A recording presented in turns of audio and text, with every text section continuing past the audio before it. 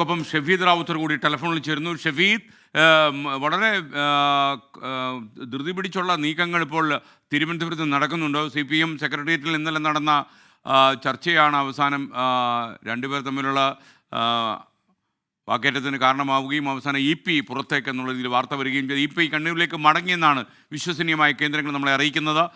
ഷഫീദ് റാവുത്തർ, ഇന്നുകൊണ്ട് ഇക്കാര്യത്തിൽ ഒരു തീരുമാനം അത് നമുക്ക് പ്രതീക്ഷിക്കാം. കാരണം കഴിഞ്ഞ കുറച്ച് നാളുകളായി പാർട്ടി ഓങ്ങി വെച്ചതാണ് EPക്കെതിരെ ഈ അടി എന്നുള്ള കാര്യത്തിൽ തർക്കമില്ല. കാരണം പാർട്ടിക്കെതിരെ പാർട്ടിയെ പ്രതിസന്ധിയിലാക്കുന്ന നീക്കം നടത്തിയപ്പോൾ തന്നെ മുഖ്യമന്ത്രി പ്രത്യക്ഷമായും MV ഗോവിന്ദൻ അടക്കമുള്ള CPM സംസ്ഥാന സെക്രട്ടറി MV ഗോവിന്ദൻ ഉൾപ്പെടെയുള്ള ആളുകൾ പരോക്ഷമായും പലതരത്തിലുള്ള സൂചനകൾ EP ആ സ്ഥാനത്ത് നിന്ന് മാറ്റണം തരത്തിലേക്ക് നൽകിയതാണ്. പക്ഷേ അതിന് പിന്നാലെ ആ തീരുമാനം വൈകിയതിനൊരു പ്രധാനപ്പെട്ട കാരണം നിലവിൽ ആ തീരുമാനം എടുത്താൽ ഏതെങ്കിലും തരത്തിൽ മുന്നണിക്കുള്ളിലോ പാർട്ടിയിലോ പ്രശ്നം ഉണ്ടാകുമോ എന്നുള്ള അസ്വസ്ഥതകൾ ഉണ്ടാകുമോ എന്നുള്ളതായിരുന്നു. പക്ഷേ അതൊന്നുമില്ല എന്നുള്ളൊരു വിലയിരുത്തലിലേക്ക് ഇപ്പോൾ CPM എത്തിച്ചേർന്നിട്ടുണ്ട്. അതിന്റെ കൂടി പശ്ചാത്തലത്തിലാണ് EP ജയരാജനെ പുറത്തേക്ക് വഴിയൊരുങ്ങുന്നത് എന്നുള്ളതും ഏറ്റവും പ്രധാനപ്പെട്ട കാര്യം. ഏതായാലും ഇന്നത്തെ സംസ്ഥാന കമ്മിറ്റി യോഗത്തിൽ ഇക്കാര്യത്തിൽ അന്തിമ തീരുമാനമെടുക്കും. 2 പേരുകൾ സംസ്ഥാന കമ്മിറ്റിക്ക് മുൻപിൽ ഉണ്ട് എന്ന വളരെ പ്രധാനപ്പെട്ട ഒരു വിവരം ഈ ഘട്ടത്തിൽ ലഭിക്കുന്നുണ്ട്. അതേസമയം EP ജയരാജന്റെ ഇക്കാര്യത്തിലെ നിലപാട് ഇനി ഈ വിഷയത്തിൽ പാർട്ടിയുമായി ഏതെങ്കിലും തരത്തിൽ വാക്പോരിന് പോകേണ്ടതില്ല എന്നുള്ളത് തന്നെയാണ്. അതുകൊണ്ട് തന്നെയാണ് അദ്ദേഹം നിർണായകമായിട്ടുള്ള സംസ്ഥാന കമ്മിറ്റി യോഗത്തിന് തൊട്ടു മുൻപ് രാജ്യസന്നദ്ധത പാർട്ടിയെ അറിയിച്ചിട്ടുള്ളത്. EP ജയരാജൻ ഔദ്യോഗികമായി പാർട്ടി അങ്ങനെ ഒന്ന് അറിയിച്ചിട്ടുണ്ടെന്നുള്ള വിവരം അത് നമുക്ക് ലഭിക്കുന്നുണ്ട്. മാത്രവുമല്ല ഒരു കാര്യം കൂടി, EP ജയരാജൻ സംസ്ഥാന കമ്മിറ്റിയിൽ പങ്കെടുക്കാതെ കണ്ണൂരിലേക്ക് മടങ്ങുമ്പോൾ അതിന് പലതരത്തിലുള്ള രാഷ്ട്രീയ അർത്ഥങ്ങൾ കൂടിയുണ്ട്. കാരണം ഒരു പക്ഷേ ഇന്നത്തെ ആ തീരുമാനത്തിൽ താൻ പാർട്ടി സംസ്ഥാന കമ്മിറ്റിയിൽ തുടരേണ്ടതില്ല എന്നുള്ളൊരു തീരുമാനത്തിലേക്ക് EP ജയരാജൻ എത്തി എന്നുള്ളത് തന്നെയാണ് നമുക്ക് മനസ്സിലാക്കാനും നമുക്ക് വിലയിരുത്താനും കഴിയുന്ന കാര്യം. ഇനി രണ്ടാമത്തെ പ്രധാനപ്പെട്ട കാര്യമായി നമുക്ക് ചൂണ്ടിക്കാണിക്കാനുള്ളത് ഇന്നലത്തെ സംസ്ഥാന സെക്രട്ടേറിയറ്റിൽ വളരെ വിശദമായി ഈ വിഷയം ചർച്ചയിൽ വന്നപ്പോൾ സംസ്ഥാന ക്യാബിനറ്റിലെ ഒരു മന്ത്രി തന്നെ EP ജയരാജന് അതിരൂക്ഷമായ വിമർശനം ഉന്നയിച്ചു. അദ്ദേഹം പറഞ്ഞത് പാർട്ടിക്കുള്ളിലെ പല അംഗങ്ങൾക്കും സെക്രട്ടേറിയറ്റിലെ പല അംഗങ്ങൾക്കും സമാനമായ അഭിപ്രായമുണ്ട്. അത് തുറന്നു പറയാത്തത് പാർട്ടി അക്കാര്യത്തിൽ എടുക്കുന്ന നിലപാടുകളെ അല്ലെങ്കിൽ പാർട്ടി എടുക്കുന്ന തീരുമാനങ്ങളെ കാത്തിരിക്കുകയാണ്. പക്ഷേ EP ജയരാജൻ ഇനി ആ സ്ഥാനത്ത് തുടർന്നാൽ പാർട്ടിക്കുണ്ടാകാൻ പോകുന്ന മങ്ങൽ അത് ചെറുതല്ല എന്നുള്ളൊരു വിലയിരുത്തൽ അത് സംസ്ഥാന ക്യാബിനറ്റിലെ ആ ഒരു മന്ത്രി തന്നെ ഇന്നലെ സെക്രട്ടേറിയറ്റിൽ ഉയർത്തി.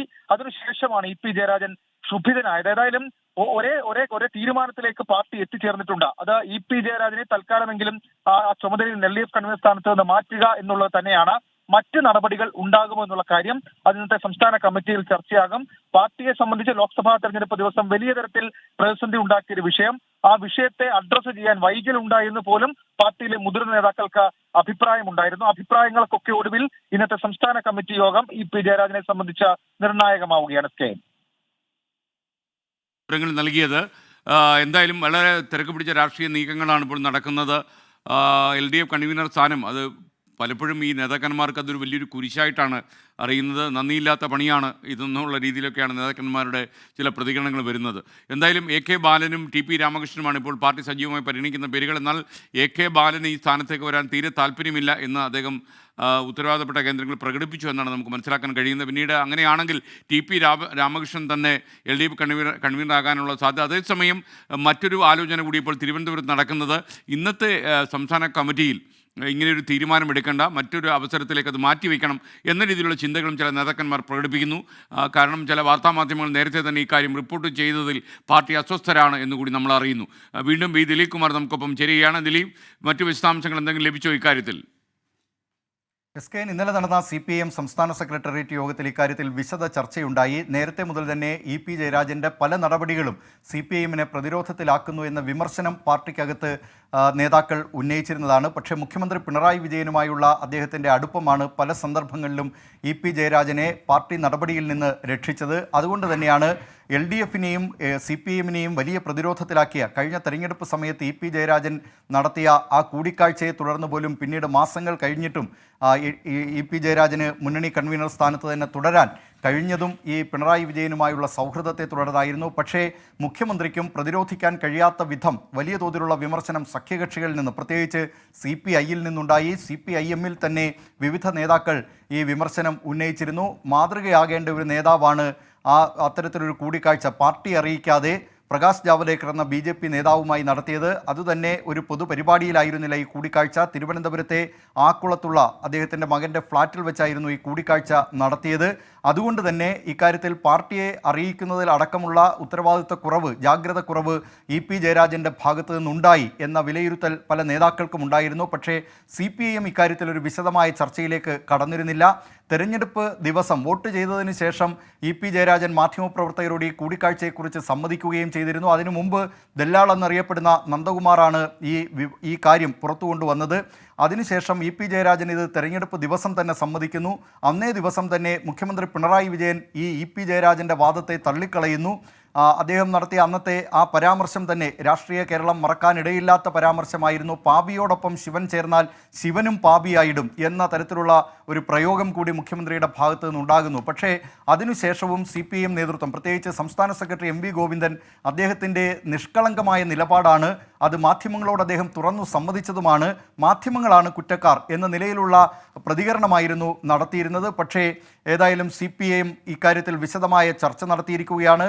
പല വിവാദങ്ങളും EP ജയരാജനുമായി ബന്ധപ്പെട്ട് നേരത്തെ മുതൽ തന്നെ CPIMനെ പ്രതിരോധിക്കുന്ന തരത്തിലുള്ള വിവാദങ്ങൾ അല്ലെങ്കിൽ അഭിപ്രായ പ്രകടനങ്ങൾ, നടപടികൾ ഇതൊക്കെ EP ജയരാജൻ്റെ ഭാഗത്തു നിന്നുണ്ടായിട്ടുണ്ട്. പ്രത്യേകിച്ച് SFIക്കാരോട് സമരം ചെയ്യരുത് എന്ന തരത്തിൽ നടത്തിയ പരാമർശം, പാർട്ടിക്കാരോട് പരിപ്പുവടയുടെയും കട്ടൻ ചായയുടെയും ബെഞ്ചിൽ കിടന്നു ഉറങ്ങലിൻ്റെയും കാലം കഴിഞ്ഞു എന്ന തരത്തിൽ നടത്തിയ പരാമർശം, കർഷക സംഘം സമ്മേളന ദിവസം അദ്ദേഹം ഒരു വിദേശ നിർമ്മിത ആഡംബര കാറിൽ ആ സമ്മേളന സ്ഥലത്ത് വന്നിറങ്ങി പാർട്ടിയെ പ്രതിരോധത്തിലാക്കിയ സംഭവം, സാന്റിയാഗോ മാർട്ടിനുമായി ബന്ധപ്പെട്ട് അദ്ദേഹത്തിൽ നിന്ന് 2 കോടിയുടെ ബോണ്ട് വാങ്ങിയതുമായി ബന്ധപ്പെട്ടുള്ള ആ ദേശാഭിമാനി ബോണ്ട് വിവാദം, അങ്ങനെ നിരവധി വിവാദങ്ങൾ EP ജയരാജനുമായി ബന്ധപ്പെട്ടുണ്ടായിരുന്നു.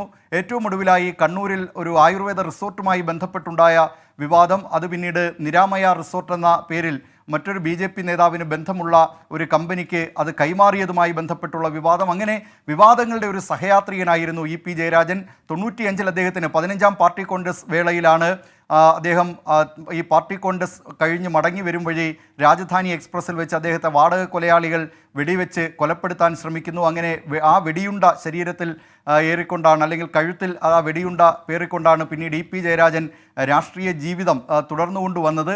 ആ തരത്തിലൊക്കെയുള്ള നിരവധി വിവാദങ്ങൾ, അതോടൊപ്പം തന്നെ ത്യാഗങ്ങൾ ഒക്കെ സഹിച്ചിട്ടുള്ള നേതാവാണ് EP ജയരാജൻ. പക്ഷേ EP ജയരാജൻ ഇപ്പോൾ ഈ വിവാദത്തിൻ്റെ പേരിൽ അദ്ദേഹം കഴിഞ്ഞ 1ാം പിണറായി സർക്കാരിൻ്റെ കാലത്തു തന്നെ അദ്ദേഹം വ്യവസായ മന്ത്രിയായിരുന്നു. ആ കാലത്താണ് ബന്ധു നിയമന വിവാദത്തെ തുടർന്ന് അദ്ദേഹത്തിന് മന്ത്രിസ്ഥാനം രാജിവെക്കേണ്ടി വന്നത്.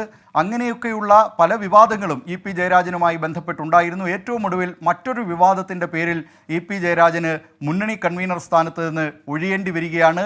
പുതിയ മുന്നണി കൺവീനറായി TP രാമകൃഷ്ണനെ CPIM സംസ്ഥാന സമിതി അംഗീകരിക്കും, അല്ലെങ്കിൽ ആ തീരുമാനത്തിലേക്ക് എത്തും എന്നാണ് ഇപ്പോൾ ലഭ്യമാകുന്ന വിവരം. SKN. Okay, thank you Dileep Kumar. നമുക്കറിയുന്നത് പോലെ EP ജയരാജൻ LDF കൺവീനർ സ്ഥാനം ഒഴിയുമെന്ന വിവരമാണ് ഇപ്പോൾ തിരുവനന്തപുരത്ത് നിന്ന് വരുന്നത്. ഇന്നത്തെ സംസ്ഥാന കമ്മിറ്റിയിൽ ഈ വിഷയം ഗൗരവത്തിൽ ചർച്ച ചെയ്യും.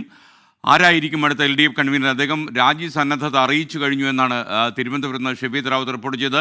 ഷെഫീദ് റാവുത്തർ വീണ്ടും നമുക്കൊപ്പം ചേരുന്നു. ഷെഫീദ്, പാർട്ടി നേതാക്കന്മാർ അദ്ദേഹത്തിൻ്റെ രാജിയെക്കുറിച്ച് അഭിപ്രായങ്ങൾ പറയുന്നുണ്ടോ? അങ്ങനെ തന്നെയാണ് SKN നമുക്ക് നിലവിൽ ലഭിക്കുന്ന സൂചനകൾ. ഇതുവരെ ഈ വിഷയത്തിൽ നടപടി എടുക്കാതിരുന്നത് അത് ഈ LDF കൺവീനർ എന്ന സ്ഥാനത്തിരിക്കുന്ന EP ജയരാജനെ മാറ്റിയാൽ, ഇതിന്റെ പേരിൽ നടപടി എടുത്താൽ അത് കോൺഗ്രസ് അടക്കമുള്ളവർ തങ്ങൾക്കെതിരെ എങ്ങനെ ഉപയോഗിക്കുമെന്ന തിരിച്ചറിവായിരുന്നു CPIMനെ ഇതുവരെ ഈ കാര്യത്തിൽ ഒരു വൈകൽ, അതല്ലെങ്കിൽ ഒരു കാത്തുനിൽപ്പിന് പ്രേരിപ്പിച്ച ഒരു ഘടകം. പക്ഷെ ഇപ്പോൾ അതില്ല. മാത്രവുമല്ല, ഇന്നത്തെ കോൺഗ്രസ് സ്ഥാനത്തെ BJP എന്ന് ആരോപിച്ചവർക്ക് മറുപടി കൊടുക്കാൻ പ്രതിപക്ഷത്തിന് കിട്ടുന്ന ഏറ്റവും മൂർച്ചയുള്ള ആയുധമായത് മാറുമെന്നും CPIM വിലയിരുത്തിയിരുന്നു. ഇതിന് പിന്നാലെയാണ് ഇപ്പോൾ കുറച്ച് കാലതാമസങ്ങൾക്ക് ശേഷം CPIM അങ്ങനെ ഒരു തീരുമാനത്തിലേക്ക് പോകുന്നത് എന്നുള്ള വിലയിരുത്തലാണ് നമുക്ക് ഇപ്പോൾ ലഭിക്കുന്ന വിവരം. ഏതായാലും രാജ്യസന്നദ്ധത EP അറിയിച്ചു എന്നുള്ള കാര്യത്തിൽ നമുക്ക് ഇപ്പോൾ സ്ഥിരീകരിച്ചൊരു വിവരം വരുന്നുണ്ട്. പക്ഷേ അത് ഏതെങ്കിലും തരത്തിൽ പാർട്ടി ഉൾക്കൊള്ളുമോ അല്ലെങ്കിൽ പാർട്ടി തള്ളുമോ എന്നത് കാത്തിരുന്ന് കാണേണ്ടി വരും. സംസ്ഥാന കമ്മിറ്റി യോഗത്തിന് ശേഷം ഇന്ന് CPIM സംസ്ഥാന സെക്രട്ടറി MV ഗോവിന്ദൻ മാധ്യമങ്ങളെ കണ്ടേക്കും വൈകിട്ട്. അപ്പോഴായിരിക്കും ഇതടക്കമുള്ള കാര്യങ്ങളിൽ ഒരു അന്തിമ തീരുമാനം നമുക്ക് അറിയാൻ കഴിയുക. LDF കൺവീനർ എന്ന നിലയിൽ ജയരാജൻ വേണ്ടത്ര സജീവമല്ല മുന്നണിക്കുള്ളിൽ എന്നുള്ള അഭിപ്രായവും ഇന്നലത്തെ സംസ്ഥാന സെക്രട്ടേറിയറ്റിൽ ഉയർന്നിട്ടുണ്ട്. ഇതിന് പുറമെ അല്ലെങ്കിൽ കഴിഞ്ഞ കുറച്ച് നാളുകളായി EP കൺവീനർ സ്ഥാനത്ത് സജീവമല്ല, അതല്ലെങ്കിൽ ആ രീതിയിലുള്ള പ്രവർത്തനമല്ല EP ജയരാജൻ നടത്തേണ്ടത് എന്നുള്ള കാര്യത്തിൽ പാർട്ടിയിലെ മുതിർന്ന അംഗങ്ങൾക്ക് പോലും അഭിപ്രായമുണ്ടായിരുന്നു. അതിനിടെയാണ് വളരെ നിർണായകമായിട്ടുള്ള ആ തുറന്നുപറച്ചിൽ വരുന്നത്. പ്രത്യേകിച്ച് ശോഭാ സുരേന്ദ്രന്റെ ഒരു വെളിപ്പെടുത്തൽ വരുന്നു. അതിന് പിന്നാലെ EP ജയരാജൻ തന്നെ തിരുവനന്തപുരത്തെ ഫ്ളാറ്റിൽ വെച്ച് പ്രകാശ് ജാവദേക്കറെ കണ്ടു എന്നുള്ള കാര്യം സ്ഥിരീകരിക്കുന്നത്. അത് പാർട്ടിയെ കൊണ്ടെത്തിച്ച പ്രതിസന്ധി ചെറുതല്ല. മാത്രമല്ല തെരഞ്ഞെടുപ്പ് ദിവസം പാർട്ടിക്കുള്ളിൽ പാർട്ടിയെ തന്നെ കളങ്കപ്പെടുത്തുന്ന രീതിയിലേക്കുള്ള ചില പ്രതികരണം അത് ഏറ്റവും പ്രധാനപ്പെട്ട സ്ഥാനത്തിരിക്കുന്ന LDF കൺവീനറായ EP ജയരാജന്റെ ഭാഗത്ത് നിന്നുണ്ടായി എന്നുള്ളത് പാർട്ടിക്കുള്ളിൽ വലിയ അസ്വസ്ഥത ഉണ്ടാക്കിയിരുന്നു. ആ അസ്വസ്ഥതകൾക്കൊക്കെ ക്ലൈമാക്സ് ആയി നമുക്ക് ഇതിനെ കാണാൻ കഴിയും. കാരണം ഇന്നത്തെ സംസ്ഥാന കമ്മിറ്റി യോഗത്തിൽ EP ജയരാജനെ ആ സ്ഥാനത്ത് നിന്ന് മാറ്റിയേക്കും എന്ന തരത്തിലേക്കുള്ള വിവരം തന്നെ നമുക്ക് ലഭിക്കുന്നുണ്ട്. ഏതായാലും സംസ്ഥാന കമ്മിറ്റി യോഗത്തിൽ EP പങ്കെടുക്കുന്നില്ല എന്നതിനപ്പുറത്തേക്ക് അദ്ദേഹം രാജ്യസന്നദ്ധത പാർട്ടിയെ അറിയിച്ചു എന്നുള്ള വിവരം കൂടി നമുക്കിപ്പോൾ തിരുവനന്തപുരത്ത് നിന്ന് അപ്ഡേറ്റ് ചെയ്യാൻ കഴിയും. ഏതായാലും അല്പസമയത്തിനുള്ളിൽ സംസ്ഥാന കമ്മിറ്റി യോഗം ചേരും. ആ യോഗത്തിൽ പ്രധാനമായും ചർച്ചയാവുക EP ജയരാജന്റെ BJP ബന്ധ ആരോപണം തന്നെയായിരിക്കും. മാത്രവുമല്ല ആ വിഷയത്തിൽ ഇനി കാലതാമസമോ അതല്ലെങ്കിൽ ഇനി ഒരു അവസരമോ നൽകേണ്ടതില്ല എന്നുള്ളൊരു തീരുമാനം പാർട്ടി നേതൃത്വത്തിലുണ്ട്. സംസ്ഥാന സെക്രട്ടേറിയറ്റിൽ മന്ത്രിമാരടക്കമുള്ള അംഗങ്ങൾ ഉയർത്തിയ വിമർശനത്തെ നമുക്ക് ആ രീതിയിൽ വിലയിരുത്തുകയും ചെയ്യാം. SKN വിവരങ്ങൾ നൽകിക്കൊണ്ടിരിക്കുന്നത്. എന്തായാലും EP ജയരാജൻ രാജ്യസന്നദ്ധത അറിയിച്ചു എന്നാണ് നമുക്ക് ലഭിക്കുന്ന വിവരം. കുറച്ചധികം കാലമായി EP ഒരു വാദത്തിൻ്റെ നടുവിൽ പെട്ടുപോവുകയായിരുന്നു. പ്രത്യേകിച്ചും പ്രകാശ് ജാവദേക്കറുമായി അദ്ദേഹം നടത്തിയ മീറ്റിംഗ് വലിയ ചർച്ചയായി എന്ന് മാത്രമല്ല അത് കേരള രാഷ്ട്രീയത്തിൽ തന്നെ അത് വല്ലാത്ത രീതിയിലുള്ള തലങ്ങളിലേക്ക് ആ ചർച്ച പോവുകയുണ്ടായി. പ്രകാശ് ജാവദേക്കർ EP ജയരാജൻ പ്രകാശ് ജാവദേക്കർ പോയി കണ്ടു എന്ന രീതിയിലുള്ള വാർത്തയായിരുന്നു വന്നത്. ദല്ലാൾ നന്ദകുമാർ ആയിരുന്നു ഈ വെളിപ്പെടുത്തൽ ആദ്യം നടത്തിയത്. എന്നാൽ പിന്നീട് പാർട്ടി തന്നെ പ്രതിരോധത്തിലാകുന്ന വിഷയമാണ് ഉണ്ടായത്. എന്നാൽ EP ജയരാജൻ ഇപ്പോൾ LDF നേതൃസ്ഥാനം ഒഴിയാൻ പാർട്ടിയോട് അറിയിച്ചു എന്ന രീതിയിലുള്ള വാർത്തകളാണ് വരുന്നത്. ഇന്നത്തെ പ്രധാനപ്പെട്ട സംസ്ഥാന കമ്മിറ്റി തന്നെ വേണ്ടെന്ന് വെച്ച് അദ്ദേഹം കണ്ണൂരിലേക്ക് മടങ്ങി. കണ്ണൂരിലെ EP എത്തിച്ചേർന്ന് കഴിഞ്ഞു. മാത്രമല്ല ഇന്നലത്തെ സെക്രട്ടേറിയറ്റിൽ അദ്ദേഹം മന്ത്രി VN വാസവനുമായി അദ്ദേഹം സംസാരിച്ച് പെശകി എന്ന രീതിയിൽ കൂടെ വാർത്ത വരുന്നു.